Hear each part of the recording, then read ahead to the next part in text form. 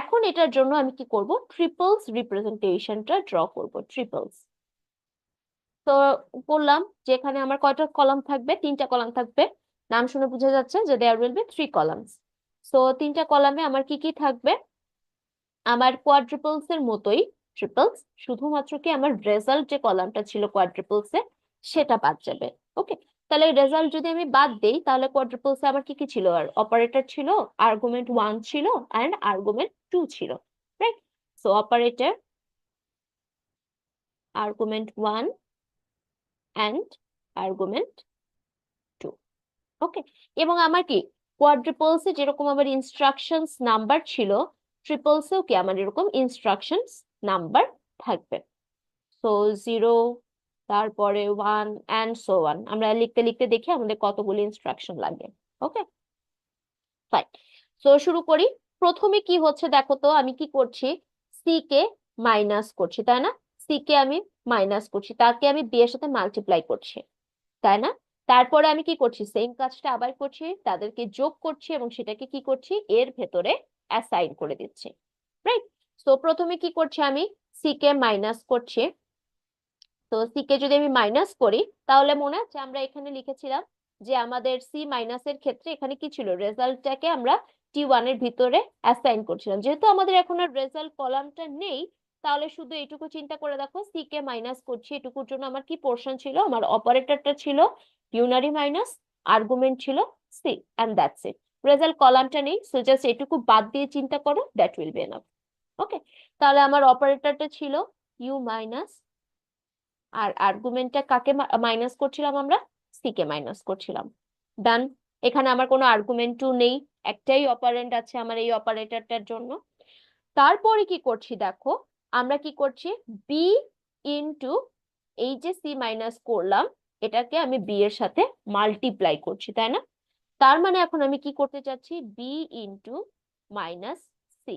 এবং এই পোর্শনটা আমরা অলরেডি কত নাম্বার ইনস্ট্রাকশনে করেছি দেখো তো, 0 নাম্বার ইনস্ট্রাকশনে করেছি। এখন কি করা লাগবে, 0 নাম্বার ইনস্ট্রাকশনে যে কাজটা করেছি তার সাথে আমরা কি করছি, বি কে মাল্টিপ্লাই করছি। তো অপারেটরটা কি আমার মাল্টিপ্লিকেশন, রাইট? এবং আর্গুমেন্ট 1টা কি ছিল আমার, আমার যে অপারেটরটা আছে তার ফার্স্ট আর্গুমেন্ট ছিল। সো এই মাল্টিপ্লিকেশন অপারেটরটার ফার্স্ট আর্গুমেন্টটা কি আমার বি, সো আর্গুমেন্ট 1 হচ্ছে বি। ওকে, আর যদি আমার কোয়াড্রুপলস হতো, আমরা এখানে কি করেছিলাম, T1 রেজাল্টের ভেতরে আমরা যেটাকে রেখেছিলাম, যেটার ভিতরে আমরা ইউ মাইনাস সি করে যেখানে স্টোর করে রেখেছিলাম, সেটাই আমার সেকেন্ড আর্গুমেন্ট ছিল। বাট ইন দিস কেস আমাদের কিন্তু আর রেজাল্ট কলামটা নেই, তাই না? তো এই ক্ষেত্রে আমরা কি করছি, ইনস্ট্রাকশন নাম্বারগুলি যে আছে, ইনস্ট্রাকশন নাম্বারগুলিকে ইউজ করছি, যেহেতু আমাদের রেজাল্ট নেই। রেজাল্ট থাকলে তো আমরা T1 এর ভিতরে এটাকে স্টোর করতাম, এখানে ডিরেক্টলি T1 লিখে দিতাম।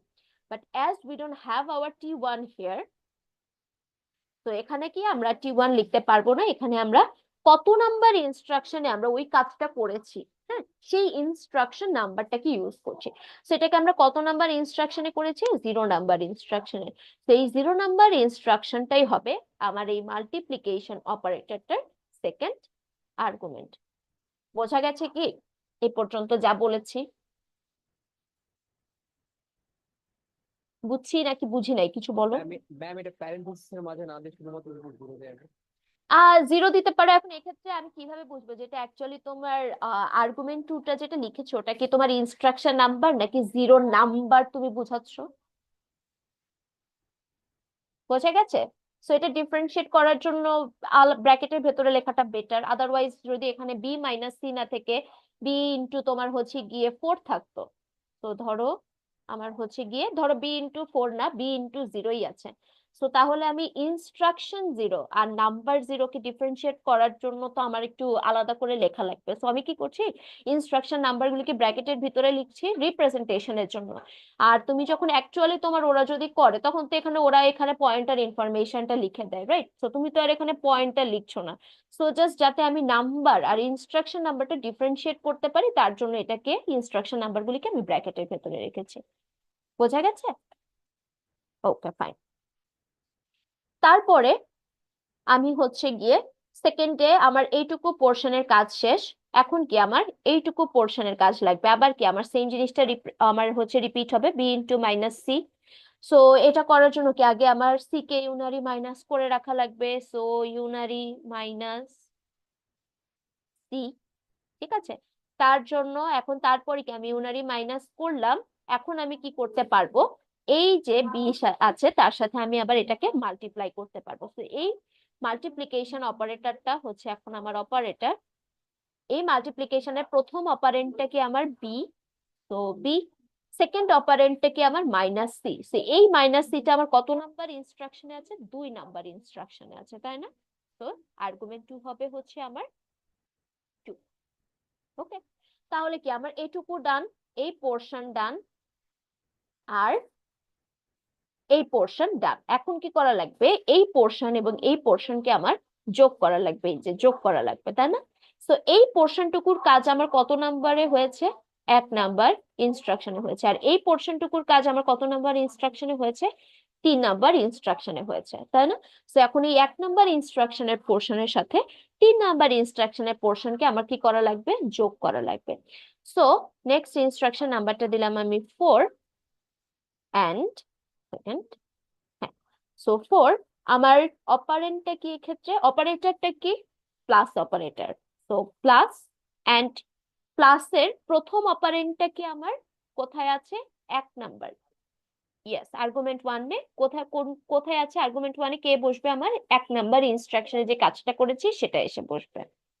ওকে, আর প্লাসের সেকেন্ড অপারেন্ট যেটা, সেটা আমার আর্গুমেন্ট 2-তে এসে বসবে, এবং সেটা কি বসবে আমার, ইয়েস, 3 এসে বসবে।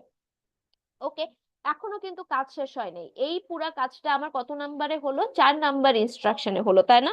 সেটাকে আমি কোথায় অ্যাসাইন করছি, এর ভেতরে অ্যাসাইন করছি। এখানে কি আমার কপি ইনস্ট্রাকশন হচ্ছে, ইন দিস কেস আমার কাজটা কি হচ্ছে, অ্যাসাইন করছি আমি। সেক্ষেত্রে আমার অপারেটরটা কি হবে, আমার অ্যাসাইন অপারেটর হবে। তো ইকুয়ালস টু, এখানে যদি ইকুয়ালস টু না লিখে তোমরা অ্যাসাইন লেখো, দ্যাট ইজ অলসো ফাইন। ওকে, আচ্ছা। সো আর্গুমেন্ট 1-এ এসে কি বসবে, কার ভেতরে অ্যাসাইন করছো সেটা এসে বসবে আর্গুমেন্ট 1-এ। ঠিক আছে, ভালো করে মনে রাখো, আর্গুমেন্ট 1-এ কি এসে বসবে, এখানে তোমার আর্গুমেন্ট 1-এ কে এসে বসছিল, সে কার ভ্যালুটা কোথায় কপি হচ্ছিল সেটা তুমি ডিফারেন্সিয়েট করতে পারছিলে, কজ তোমার একটা রেজাল্ট কলাম ছিল, বাট এক্ষেত্রে কিন্তু তোমার রেজাল্ট কলাম নেই। ঠিক আছে, তো এক্ষেত্রে এটা একটু ভালোভাবে দেখো যে আর্গুমেন্ট 1-এ কে বসবে, আর্গুমেন্ট 2-তে কে বসবে। আর্গুমেন্ট 1-এ বসবে যে কার ভেতরে তুমি অ্যাসাইন করছো, কার ভেতরে অ্যাসাইন করছো, এর ভেতরে অ্যাসাইন করছো। তো আর্গুমেন্ট 1-এ আমার এ বসলো। আর আর্গুমেন্ট 2-তে কে বসবে, আর্গুমেন্ট 2-তে বসবে কার ভ্যালুটা তুমি আর্গুমেন্ট 1-এ অ্যাসাইন করছিলা, কার ভ্যালুটা অ্যাসাইন করছিলা, এই যে 4 নাম্বার ইনস্ট্রাকশনে যে কাজটা হয়েছে সেটাকে তুমি এখন এর ভেতরে অ্যাসাইন করছো। সো 4-এর ইনস্ট্রাকশন নাম্বারটা এসে আমার আর্গুমেন্ট 2-তে